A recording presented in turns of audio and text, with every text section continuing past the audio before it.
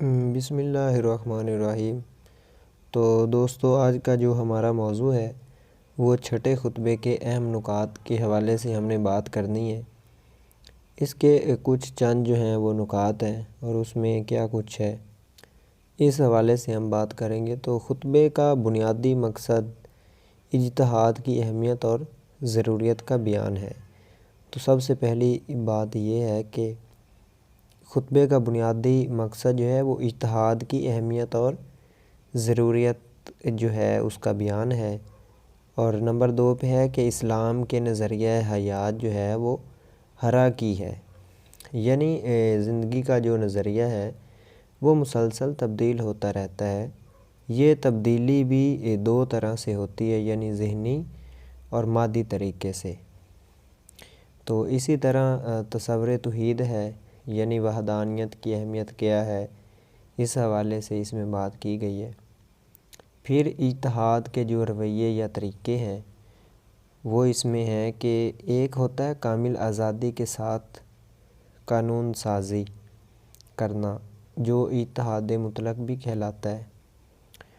اور نمبر 2 پہ ہے محدود آزادی، یعنی کسی مخصوص مذہبی فقہ حدود کے اندر رہ کر کام میں لانی چاہیے، جسے اجتہاد منصب بھی کہتے ہیں۔ نمبر 3 پہ ہے وہ مخصوص آزادی جو محض ان مسائل میں استعمال کی جا سکے جن کا فقہ کے آدمیوں یا بانیوں نے خود کوئی حل تجویز نہ کیا ہو، جسے اجتہاد مقلد بھی کہتے ہیں۔ اسی طرح اجتہاد کے انقطاع اور فقدان کے اسباب کیا ہیں، تو اس حوالے سے 3 وجوہات جو ہیں وہ ہمارے سامنے آتی ہیں۔ ایک ہے معتزلہ کی اقلیت پسندی۔ لوگوں نے جو ہے معتزلہ کا استعمال سیاست میں شروع کر دیا، جیسے لوگوں نے دین اکبری کو سراہا کہ آپ بالکل صحیح کر رہے ہیں، کیونکہ اس دور کے علماء جو ہیں وہ اتنے کامل نہیں تھے۔ تو اکبر نے سوچا کہ یہ تو صرف دوسروں کی باتوں کو جھٹلاتے ہیں اور ان کے پاس تو کچھ نہیں ہے، تو کیوں نہ میں خود ہی مجدد بن جاتا ہوں۔ اس لیے اس نے پھر کہ میں خود جو ہے اس نے دین اکبری جو ہے وہ جاری کیا، اور اسی طرح بہت سی چیزیں جو ہیں پھر وہ سامنے آئی کہ لوگوں نے دین کا استعمال جو ہے وہ سیاست میں شروع کر دیا۔ جیسے وہ ایک حدیث مبارکہ ہے کہ حکمران جو ہے اس کو برا بھلا مت کہو، اس طرح کی چیزیں جو ہے انہوں نے پیش کرنا شروع کر دی۔ پھر اسی طرح خلق قرآن کی 2 اصطلاحیں ہمارے سامنے آئیں، حادث اور قدیم، یعنی اللہ کے علاوہ جو ہے وہ سب تخلیق جو ہے حادث ہے، اور قدیم سے مراد صرف اللہ تعالیٰ کی ذات ہے۔ اب خرابی یہ پیدا ہوتی ہے کہ معتزلہ نے کہا کہ قرآن پاک بھی حادث ہے، مخلوق ہے۔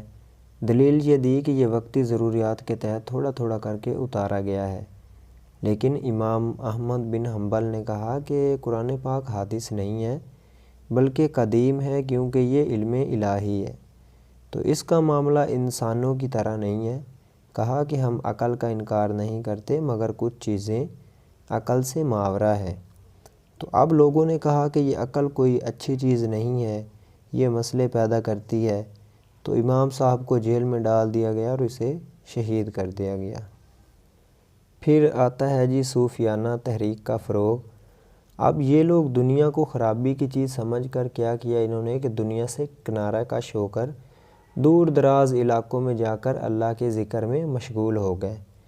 تو اسی حوالے سے جو ہے علامہ اقبال کا شعر بھی ہے کہ جس کا عمل ہے بے غرض اس کی جزا کچھ اور ہے، حور و خیام سے گزر بادا و جام سے گزر۔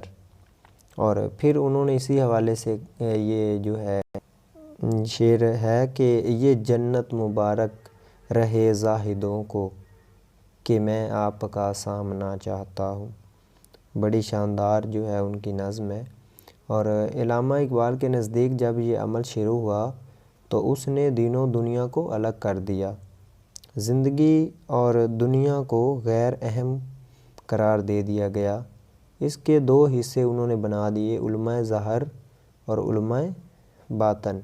یعنی کچھ علماء جو ہیں وہ ظاہر پیش کرتے تھے کہ ہم بہت اچھے ہیں، لیکن حقیقت میں وہ ایسے نہیں تھے۔ تو اقبال کہتا ہے کہ صوفیہ بڑے ذہین لوگ تھے، لیکن وہ دوسری طرف ہی لگ گئے، انہوں نے کام کرنا تھا مگر وہ دنیا سے کنارہ کش ہو کر رہ گئے۔ پھر اسی طرح جو ہے وہ سقوط بغداد اور علماء کا تنظیم و شریعت ہے، یہ 1258 کا واقعہ ہے، اور بغداد کو ہلاکو خان نے جب ہلا کر رکھ دیا تھا، اس نے جو ہے بے شمار قتل و غارت کی، اور علامہ جو ہیں وہ خطبے دے رہے ہیں 1929 میں۔ تو علامہ کہتے ہیں کہ اس دورانی عرصہ میں ایسا نہیں ہے کہ اجتہاد نہیں، لیکن کوئی بڑے دبستان بھی معرض وجود میں نہیں آتے۔ تو اس حوالے سے 4 لوگوں کا وہ ذکر کرتے ہیں کہ اس دورانیے کے حوالے سے 4 لوگوں کے نام جو ہیں وہ کچھ اہم ہیں جنہوں نے اجتہاد کے حوالے سے کام کیا ہے، جن میں امام ابن تیمیہ ہیں، نمبر 2 پہ علامہ ابن حزم ہیں، نمبر 3 علامہ جلال الدین سیوطی ہیں، اور نمبر 4 پہ مولانا عبد الوہاب نجدی ہیں۔ ان چاروں کو علامہ نے کچھ قدر کی نگاہ سے دیکھا ہے، وہ کہتا ہے کہ انہوں نے کچھ نہ کچھ جو ہے اجتہاد کے حوالے سے کام کیا ہے۔ پھر اس میں علامہ کہتے ہیں کہ فقہ اسلامی جو ہے وہ جامد نہیں ہے اور تقلید محض کوئی معقول عمل نہیں ہے۔ علامہ جو ہیں وہ تقلید محض کے شدید خلاف ہیں کہ ظاہر کچھ اور ہونا اور باطن کچھ اور ہونا ہے۔ تو اسلامی آئین کے جو ہیں وہ سرچشمے یا منبع جو ہیں وہ 4 بتاتے ہیں کہ قرآن پاک ہے نمبر 1 پہ، نمبر 2 پہ حدیث، نمبر 3 جو ہے وہ قیاس ہے، اور نمبر 4 پہ اجماع ہے۔ تو قرآن میں کیا ہے کہ علامہ کہتے ہیں کہ قرآن پاک کو فقہ کی نظر سے نہ دیکھا جائے، یہ قانون کی کتاب نہیں ہے، بلکہ کچھ چیزیں ہیں جو قوانین کے طور پر بیان ہوئے ہیں، عقائد، عبادات، آخرت کا تصور وغیرہ۔ تو حدیث میں وہ بیان کرتے ہیں کہ بہت سی چیزیں احادیث میں ملتی ہیں، مگر جیسے جیسے اسلام کا فروغ ہو رہا ہے چیزیں بدل رہی ہیں، تو اس حوالے سے اجتہاد کی اہمیت و ضرورت ہے۔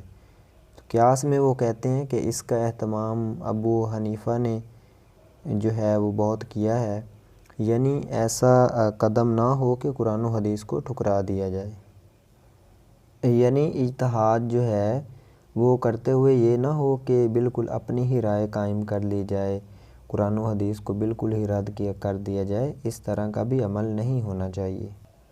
پھر اجماع کے حوالے سے علامہ جو ہیں وہ بات کرتے ہیں، علامہ جو ہیں وہ اجماع کو اہمیت دیتے ہیں۔ تحریک خلافت کی تحریک بڑی جو ہے وہ چڑھی ہوئی تھی، بڑی چھڑی ہوئی تھی، تو تحریک پاکستان کی تحریک کم نظر آتی تھی، جس کو ظفر علی خان، جوہر، شوکت اور گاندھی جو ہے وہ رہنمائی کر رہے تھے۔